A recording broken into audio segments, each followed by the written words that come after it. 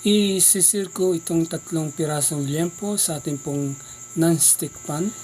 Hindi ko siya ipa-fried ng husto, slightly brown lamang mga kaibigan, para hindi siya maging matigas o makunat kapag ninuya. Ganito lamang mga kaluto, pero luto na po yan. Meron tayong lettuce, gochujang, tsaka samjang.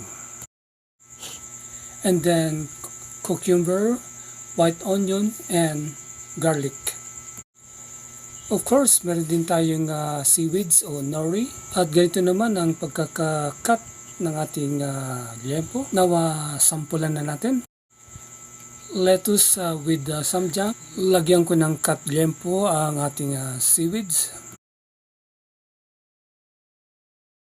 Sliced garlic. White onion. And then cucumber. Ilalagay ko nito sa ating lettuce at i-roll ko na.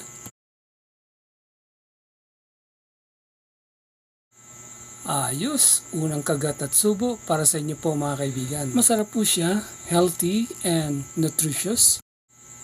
Simpleng-simple lamang po mga kaibigan, mga kaluto.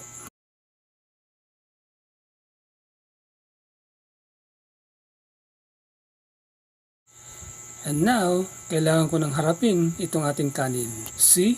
Sarap na sarap po yung ating Wonder Boy sa ating pong samgyeopsal. Sana po lahat ng bata ay ganito kagana kumain. Salamat po mga kaibigan, mga kaluto. See you on my next video.